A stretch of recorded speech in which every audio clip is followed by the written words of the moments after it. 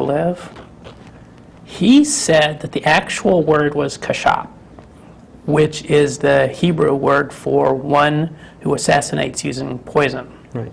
And you can see how the leaders and religious leaders would be opposed to that sort of behavior. Potions, poisons. It's too easy for the uneducated to get confused. Right. But for the stability of any culture, you wouldn't want rampant assassins running around. So it's a good idea to say, God said that's bad.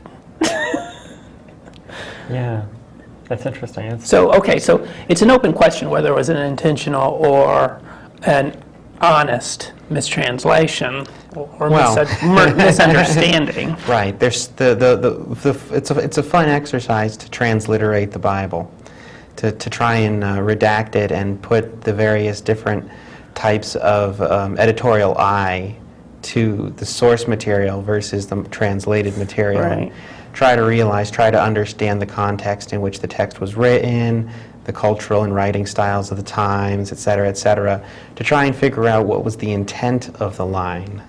Right. Sure.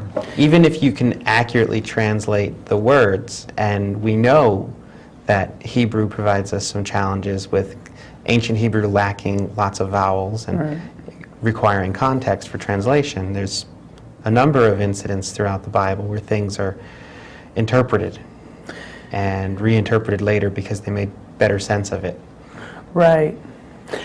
And I admit, I may not be the most objective person to go back and make judgments about some of this, having grown up in the Bible Belt. Right. And obviously our community has been widely rejected by the church, whether Protestant or Catholic. It's easy for me to get sort of angry and say, well, that was an intentional misdeed. Could have had something to do with the culture at the time. And Leviticus itself is a really interesting sort of suspect book, because Leviticus is the one that tells you not to wear poly blends. It's the one that tells you what to sell your daughter into marriage for. There's a lot of things in there that you look at them and you wonder, there's got to be more to it. There has to be more context to this. There has to be a reason this was included. And not just when it was written, but then going to, Constantine's era. Why did they choose to include that going forward? What was his council's intentions when they said yes, that stays in the. Sure. Right. How did they understand it? Did they understand it as witches, or did they understand it as assassins? Probably a really good idea. His empire was already falling apart. If you find an assassin, get rid of him. Right. I don't need the help. Right. So. Yeah, it's very interesting. I'm very leery of literal translations in the Bible. Yeah. Right. Yeah.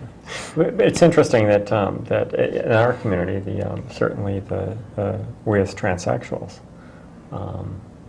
we've always been. Well, I don't want to say always, but largely shunned by the church, and it seems it's been my observation that within our community there's an awful lot of faith. There's a lot of spirituality in our community. Certainly, I've never had a lack of spirituality. I've got always had a huge amount of faith and have a relationship with God. I don't need the church for that. Right.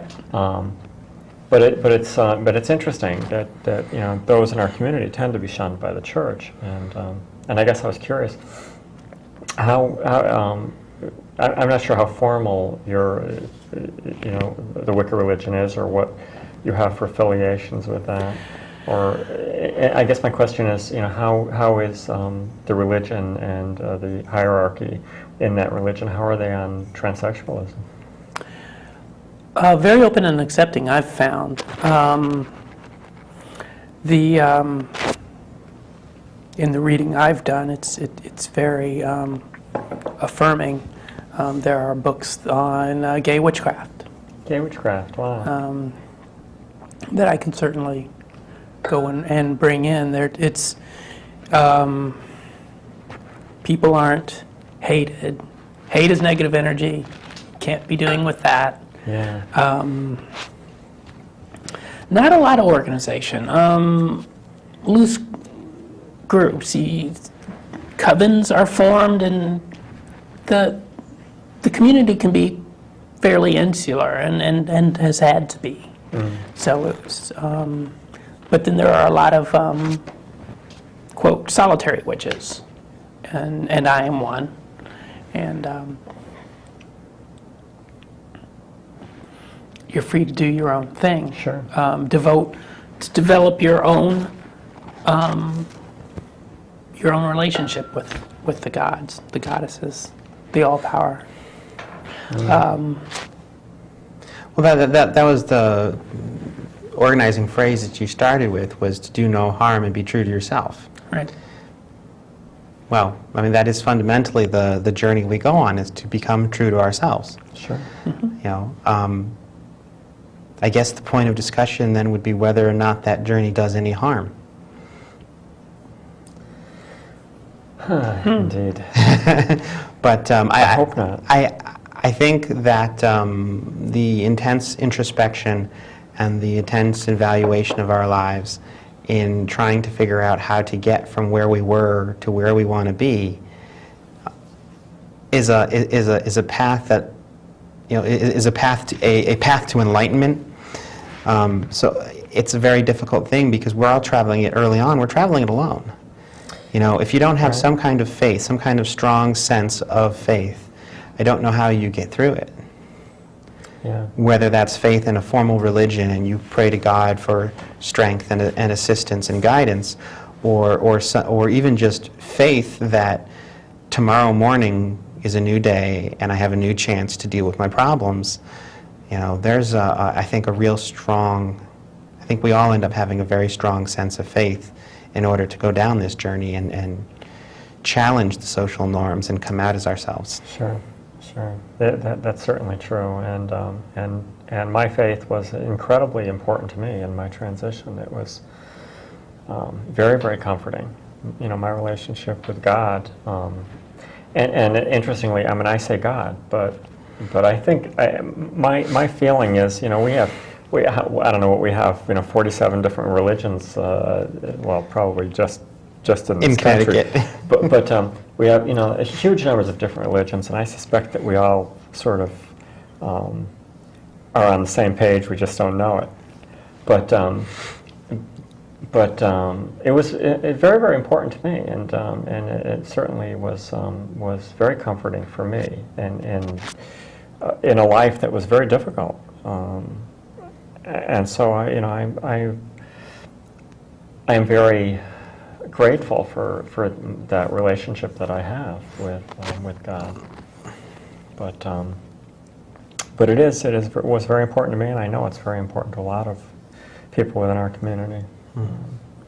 And it's all it's very interesting that this group of people that largely have been shunned by formal religion, how such a large proportion of them have managed to find God or some form thereof. Right. You know, Gods and goddesses. whatever that happens to be. I don't know. Like I said, my gut feeling is that we're all worshiping the same thing. We just call it by different names.